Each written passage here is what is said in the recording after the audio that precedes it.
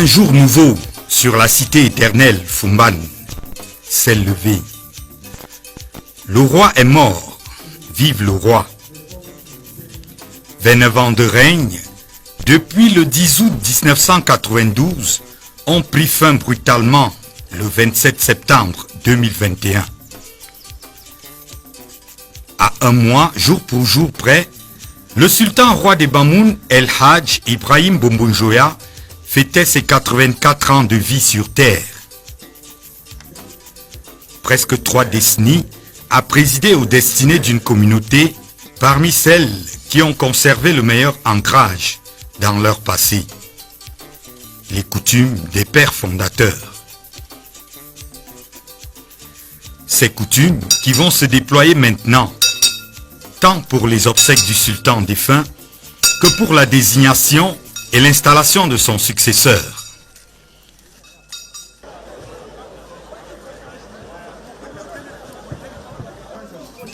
Voilà presque 30 ans que pareil événement ne s'est vécu chez les Bamoun, la succession d'un sultan.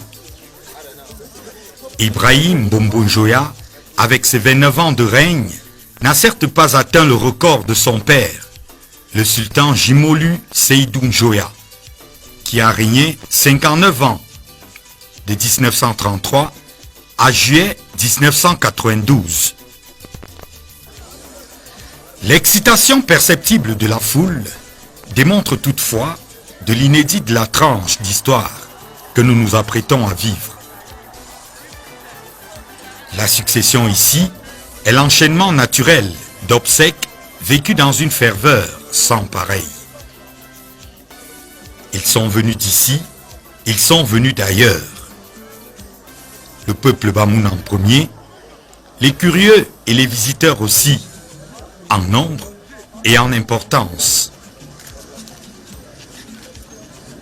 Le décor dans la cour du palais royal ne laisse pas de place au doute. L'histoire des peuples du Cameroun révèle que Bamoun, Banso et Bafia sont Mandjara, fils de ma mère, comme on dirait. Et normalement, quand ils s'asseyent ainsi au perron du palais, c'est ensemble, entre cousins, pour parler du temps qu'il fait ou assister à une parade. Aujourd'hui, le fond des Banso est assis tout seul et solitaire. Il n'a certainement pas le cœur à rire. Il aurait plutôt à mourir. Des chefs Bafia, eux, se sont faits plus discrets. Ils sont passés dans la nuit, parce que la cour du roi, depuis quelques jours, est cour de deuil. On ne le dira jamais comme ça, dans la bouche d'un notable. Les rois Bamoun ne meurent pas. N'employez pas le mot décédé parce que chez nous, les rois ne meurent pas. Ils s'éclipsent ou bien ils s'éloignent. Ils s'écartent du palais. 3 semaines que le peuple Bamoun est plongé dans le morne, la tristesse. Des gestes à peine décelables ici traduisent le temps gris qu'il fait dans les cœurs, comme se décoiffer avant de franchir les grilles du palais. Il en est de même pour le port de cette étoffe de royauté que les personnalités distinguées comme les notables doivent absolument arborer, soit comme un complément à une tenue occidentale ou musulmane, soit alors en entier. C'est comme ça qu'on porte le deuil d'un roi. Si le sultan était décédé à Fumban, beaucoup de choses auraient été différentes, plus consensuelles, plus convenues. Seulement, le vieux monarque, parti en France une semaine avant son décès, s'en est allé mourir loin de ses terres. Une délégation nous le ramène.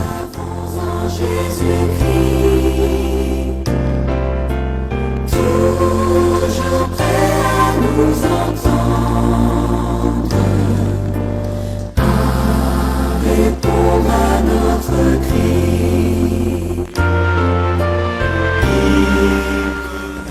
Notre roi est décédé en France. Et pendant qu'il est décédé, on n'annonce pas officiellement. On attend d'abord réunir tous les Nkom au palais. Et on attend vers les 19h. On réunit tous les Bamoun autour de ces Nkom-là. Et puis, nous rendons officiel l'information. Ensuite, nous observons 8 jours de décès en demandant à tous les Bamoun, tout le peuple Bamoun, de passer ces 8 jours sans mettre le bonnet et en mettant aussi le liane, soit à la main ou au pied. C'est un signe de deuil. Bon, il y a aussi certains rites pour purifier tout le peuple Bamoun. Et c'est l'un de ces Nkom qui est habilité à faire cela. Et il donne à tous ceux qui passent tout autour du cercueil, tout autour du palais. Nous avons dépêché l'un de nous, l'un de sept, pour qu'il se retrouve en Europe et puis puisse faire ces rites-là sur le roi.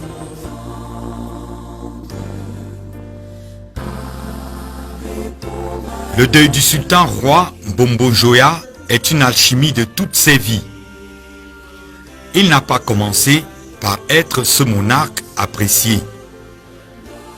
Une longue carrière administrative et politique a précédé sa royauté.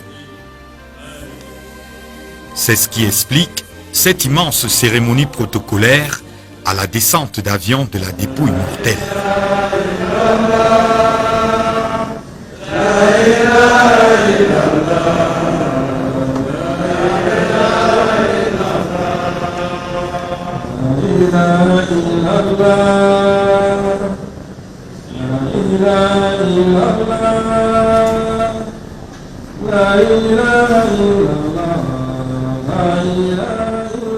Les honneurs de la patrie à ce grand homme de la construction de la nation camerounaise ne font que débuter.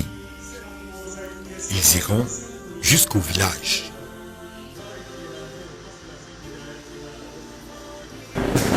Un grand patriote, un grand haut commis de l'État et un dignitaire de la République qui aura eu le privilège non seulement de servir son pays à différents niveaux élevés, mais également qui aura eu le privilège, on peut le dire, d'être très proche du président de la République, et ceci depuis fort longtemps.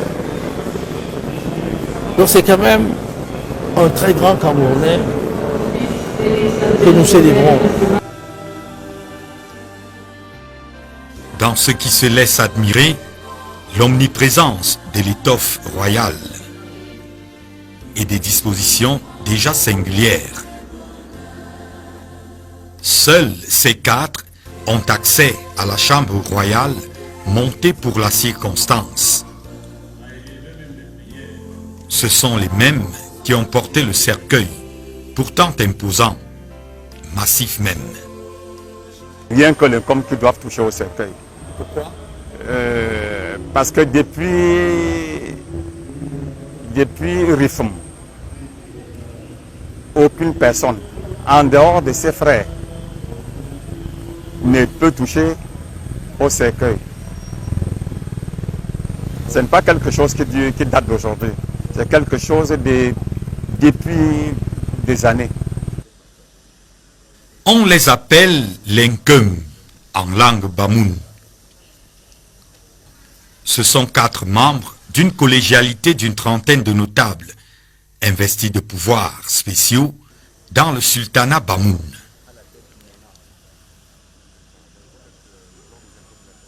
Je suis Jamonka, l'un des 7 Nkom venus de Rifum il y a plus de 500 ans avec un charien, et nous avons fondé le royaume Bamoun. Je suis à l'origine une femme, parce que c'était la sœur de Charien. Et puis, arrivé à Njimam, nous avons fait de lui le roi pour continuer la guerre et puis conquérir les territoires jusqu'à Fumban et ainsi de suite. Bon, les autres monarques, à partir de lui, ont augmenté le nombre. On était 7 au départ. Mais maintenant, quand nous avons fondé le royaume, c'est-à-dire quand on a dit, toi tu es roi, nous on est les notables, on est les comme. Et aujourd'hui, vous êtes plus autour d'une trentaine? Une trentaine, 33 exactement. Par les pouvoirs et responsabilités dont ils sont investis, les mêmes vont convoyer la dépouille du vieux monarque vers le village. Voyage nocturne.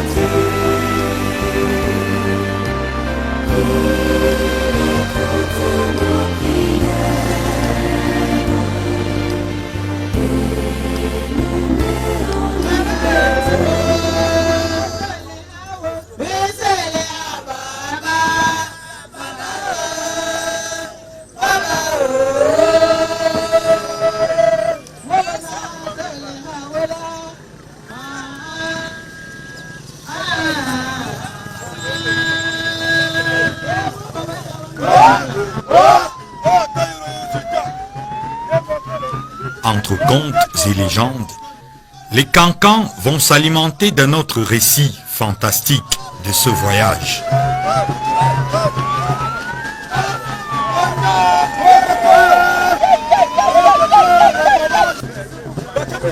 Et selon eux, le corps inerte d'un sultan demeure sacré. On ne le voit ni n'y touche n'importe comment. Au nom de cela, des langues dans le secret et la confidence du royaume feront courir le bruit selon lequel le roi n'est plus tout à fait dans ce convoi d'une centaine de véhicules qui s'ébranlent. La dépouille aurait déjà été extraite de cette scène pour être ensevelie selon la tradition, le successeur tenant la tête sans vie de son père au moment où on le cache sous terre, selon le rite musulman d'enterrement. Faute de preuves pour étayer ce récit ou de déclarations de personnes fondées en la matière, nous poursuivons notre chemin. 345 km séparent Yaoundé de Fumban. Sur le trajet, il y aura des arrêts. Ils sont si nombreux, ceux qui tiennent à rendre un dernier hommage au monarque. Des camarades du parti, des parents reconnaissants aussi, autre part.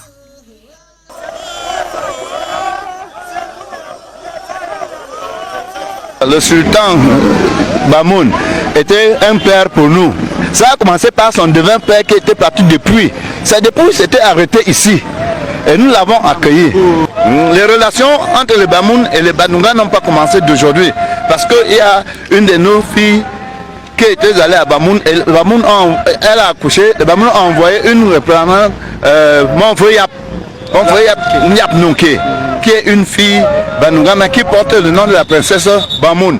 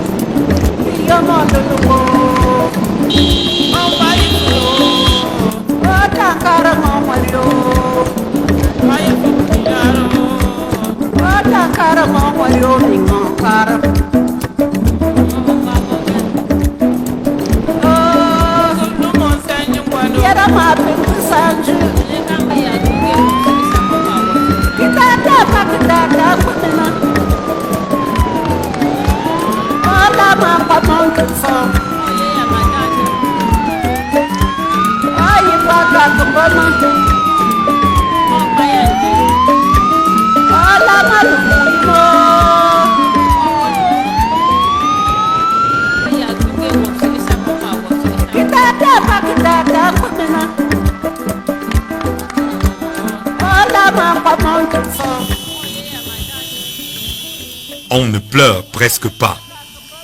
Le roi avait 83 ans et il était malade. On célèbre surtout.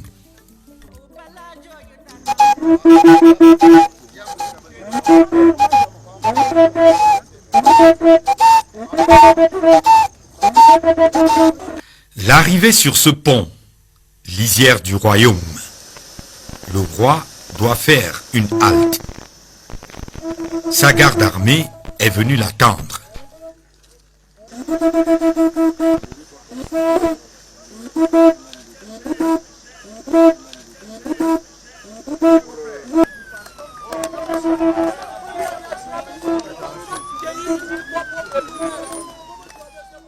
À chaque fois quand Sa Majesté sort du département, de sa région, et à chaque fois qu'il rentre dans sa région, on est obligé de, dès qu'il fait 1, 2, 3 mois déjà dehors, on est obligé de venir maintenant l'accueillir au niveau de la rentrée de son département. Nous sommes ici pour une cérémonie rituelle.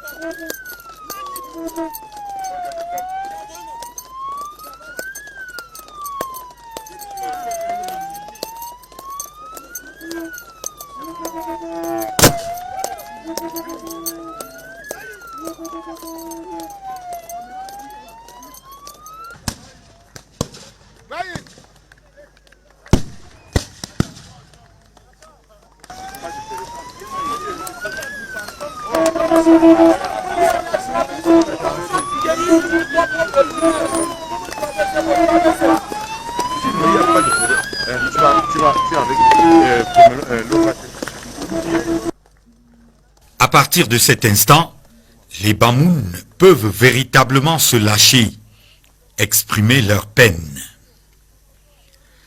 Les scènes frisent l'hystérie collective à Foumbot. Certains tentent même d'arrêter le cortège funèbre. S'il fallait des preuves de l'amour de ce peuple pour son roi, on les tient avec cette jeunesse difficilement maîtrisable. C'est une procession d'automobiles folles qui va parvenir à la porte des tranchées.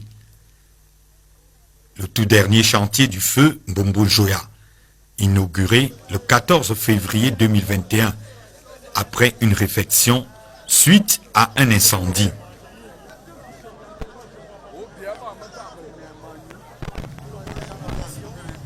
Un autre rituel attend le roi.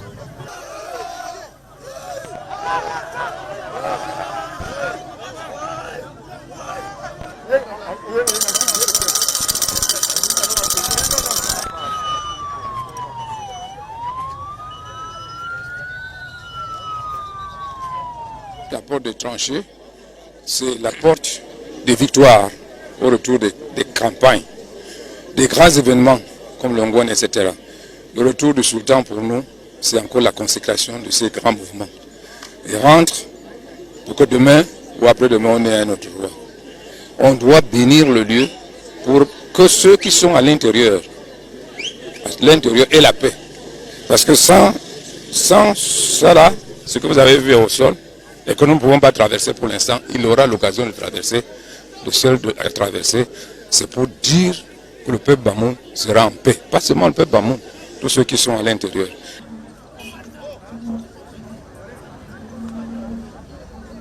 Dans la tradition séculaire de la dynastie ncharienne, la famille riante depuis 700 ans que le royaume est fondé, quand un roi rentre au pays, après une longue période d'absence ou au terme d'une bataille, il se tient ici et pose 3 fois la question: tout va-t-il bien dans le royaume? Puis-je rentrer serein? À son ministre de la Défense de lui répondre. De la réponse affirmative ou non de ce dernier dépend la suite. Un souverain peut ainsi demeurer tenu là, attendant le visa du ministre de la Défense, le rapport de l'état du royaume, pour enfin rentrer en son palais. Cette séquence prend des allures tragiques ce jour, où ce n'est pas un roi debout qui se tient et qui frappe à la porte. Le roi est mort. La nuit sera longue. Cette nuit où on commence à épier, enfin, les signes d'une arrestation de prince pour en faire le prochain sultan. Le conseil d'Incom va siéger. Nous allons entrer en conclave quand le roi va être caché, parce qu'on n'enterre pas un roi, on le cache, il est caché. Quand nous allons le cacher, on va entrer en conclave, et puis quand la fumée va sortir, la fumée blanche va sortir, on le dira, on le présentera au peuple. Cette première nuit pourtant, il n'y aura rien. La coutume veut certes qu'il n'y ait pas de vacances sur le trône d'un Nchariyen. Depuis 1394, date de la fondation du royaume, la transition s'est toujours opérée de manière simultanée. Un roi est mis au tombeau, son successeur est présenté au peuple. Nous allons toutefois devoir ronger notre frein. Les usages vont déjouer nos certitudes.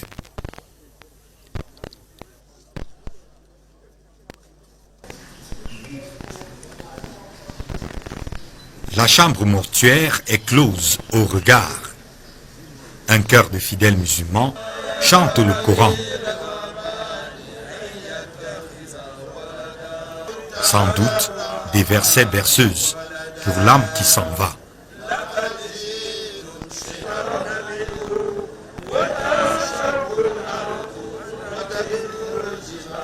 Le programme officiel prévoyait que la seconde partie de la veillée funèbre se passe dans la mosquée, en face. Le sultan est aussi et en premier commandeur des croyants Bamoun. Mais le service d'ordre, créant des débordements, va rapidement abandonner cette idée. Le roi Mbombo-Joya va terminer cette ultime nuit sur terre en son palais. De temps en temps, la silhouette fugace d'un de ses descendants prétendant au trône est aperçue, traversant la cour.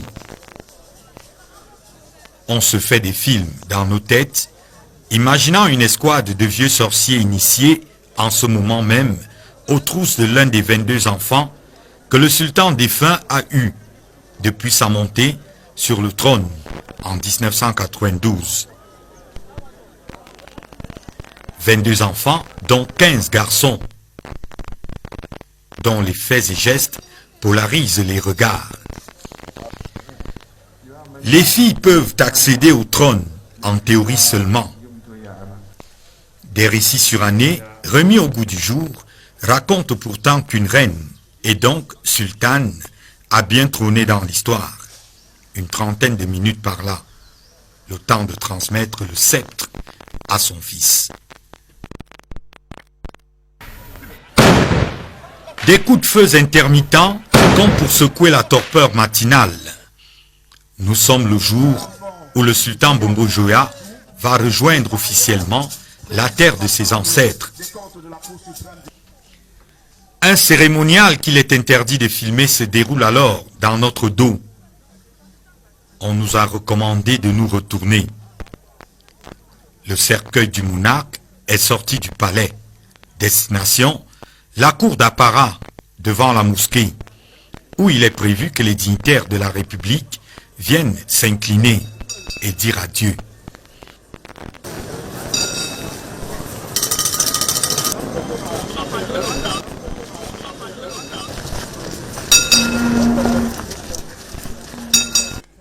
Ce deuxième jour, depuis que le corps du monarque est revenu dans le Nour, est une suite de parades officielles. La dépouille mortelle du sultan ne fera pas d'autre escale que celle de la cour d'honneur et d'apparat.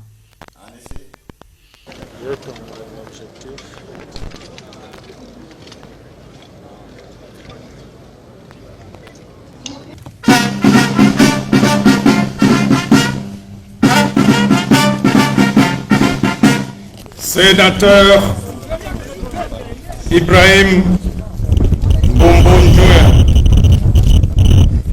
Sultan, roi de Bamoun, au nom du président de la République et en vertu des pouvoirs qui nous sont conférés, nous vous élevons à la dignité du grand cordon du mérite camerounais à titre posthume.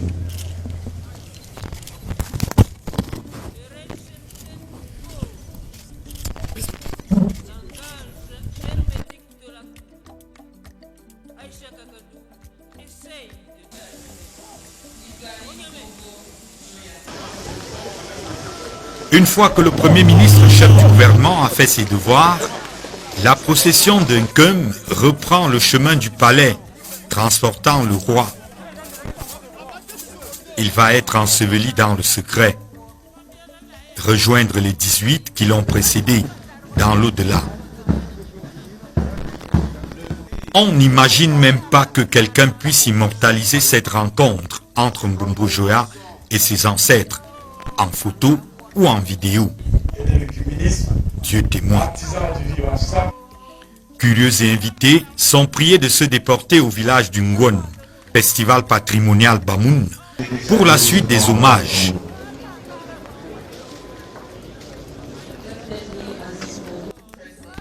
Nous n'avons pas vu passer la journée.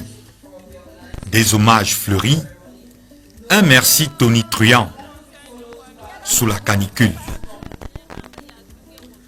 Le soir déjà s'installe avec tous ces cœurs qui se resserrent. La rumeur a confirmé l'imminence de la désignation du successeur. Les foules sont revenues.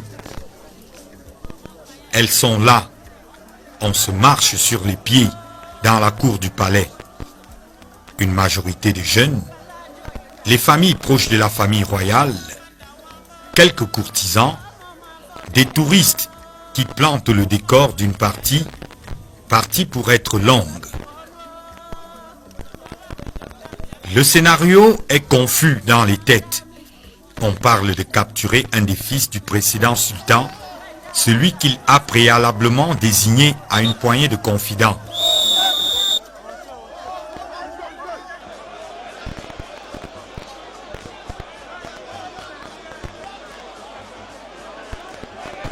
J'ai dit qu'on va entrer en conclave.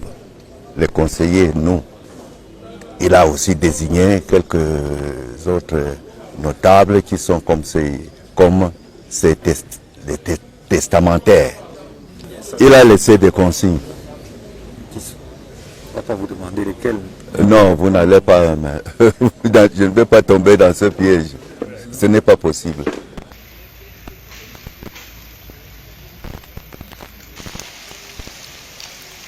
On ne l'avait pas prévu celle-là. Dame Pluie va faire une intrusion brutale. Et la foule va se disloquer, bien malgré elle.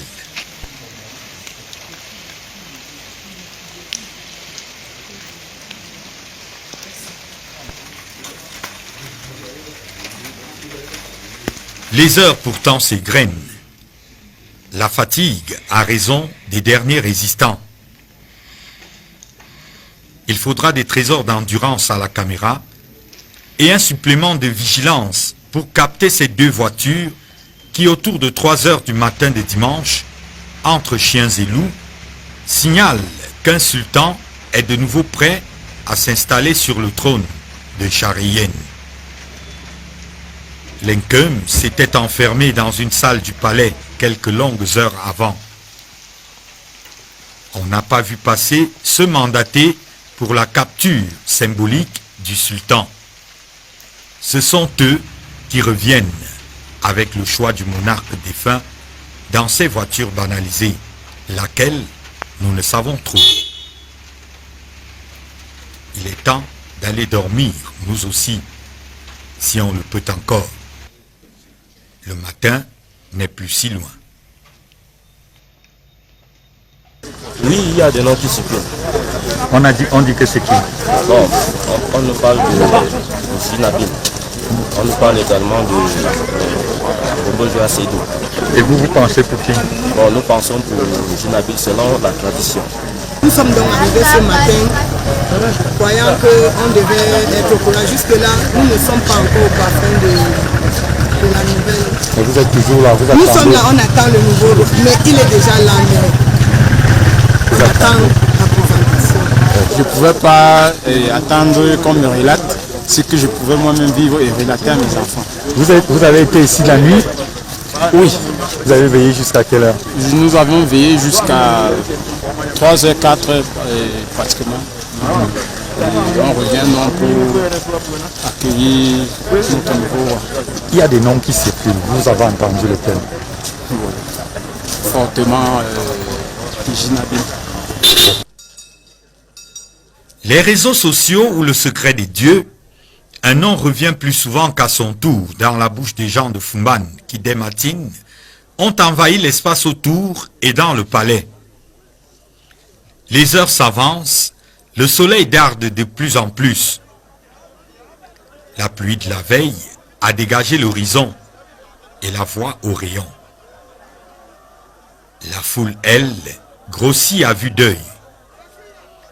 Nul ne veut rater ça, pas la moindre miette. Ça relève de l'inédit.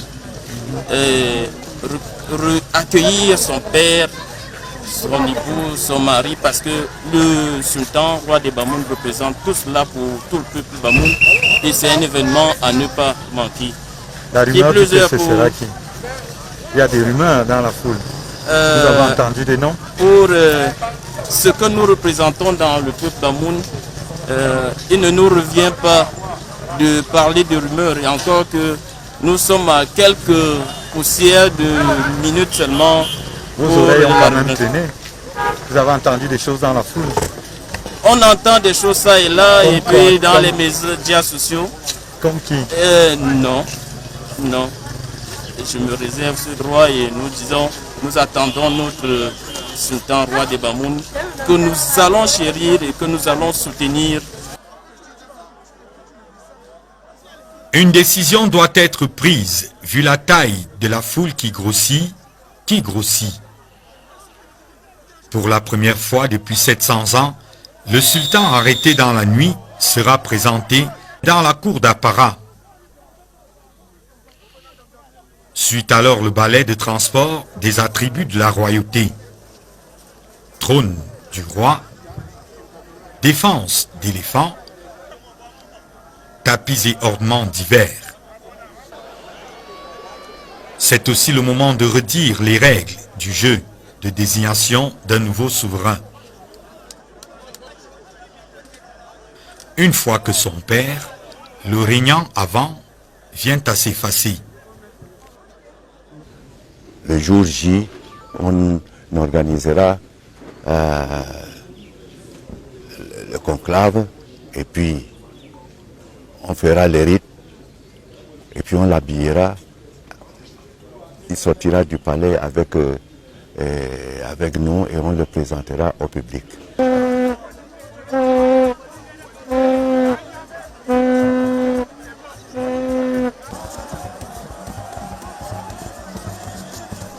Et il arrive, tel un tourbillon, une explosion, la déferlante de bonheur. Des milliers de cœurs en chœur laissent exploser une joie qu'on ne devinait pas jusque-là.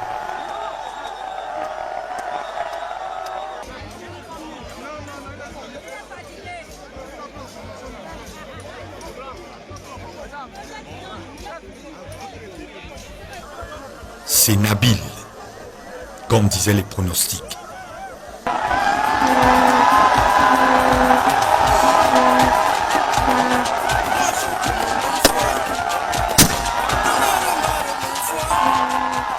Était-il dans la confidence? Peut-être ne le saurons-nous jamais. Nabil Mbombo Joya, 28 ans, fils d'Ibrahim Mbombo Joya, petit-fils de Jimolu Seydou Joya, est le 20e sultan, roi des Bamoun.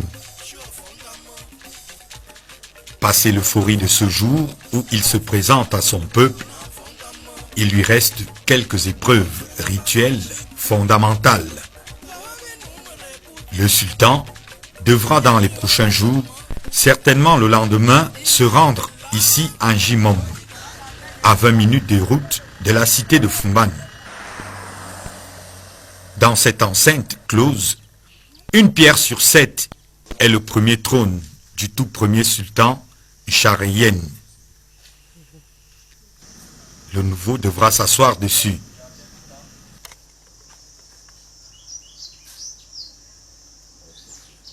C'est un pèlerinage vers le lieu où s'est tenu le tout premier conseil du sultanat, celui de fondation du royaume.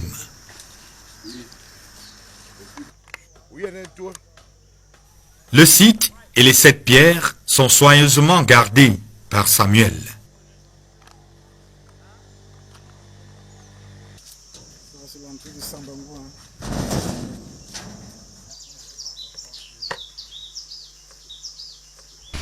Nous sommes à Sambango. On appelle Ambamou Sambango, en français, cette pierre. Là, Fumban est né. Quand les 7 notables de Rufum se sont quittés, ils sont venus s'arriver ici. Ils ont trouvé cet arbre sur place. Ils se sont restés là pour se reposer. Après avoir se reposé, ils ont mis quand même long, ils n'ont pas quitté vite. Parce que là, il a créé des amitiés ici avec l'infondum et le fauchon. Eux tous, ils étaient avec lui. Avant ça, il était déjà roi Charia. Parce que dès qu'ils sont arrivés ici, ils ont décidé qu'entre Jukundu et Charia, il faut que l'un d'eux soit roi. Bon, pendant ce temps, il a fallu le vote parmi eux deux. Parce qu'on ne pouvait pas prendre la main de quelqu'un qui prend place. Charia a dit qu'il faut que Jukundu s'avance, parce qu'il était géant et colosse avec le long pied. Lui, il avait une taille moyenne. Ses frères ont décidé que non, c'est toi qui pars, vous partez. Bon, après, ils ont fait vos marques pour partir. Charia quitté, aller prendre place là-bas. Jukundu, en voulant se lever, on avait piétiné son avis ici. Il rentre en voulant se tenir, Charia était déjà roi.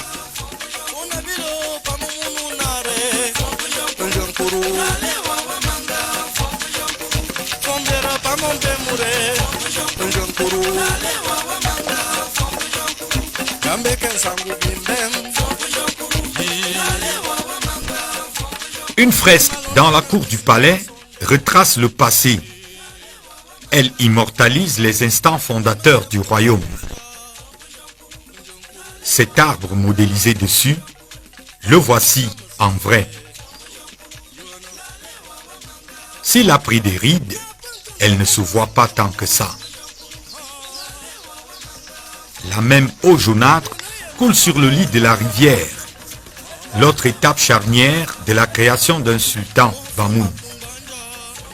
Selon le vœu des ancêtres, après ce bain initiatique et d'autres rites et allégeances traditionnelles, Nabil Mbombo-Joya pourra commencer à régner, exercer véritablement son sultanat. Un règne qu'on lui souhaite long.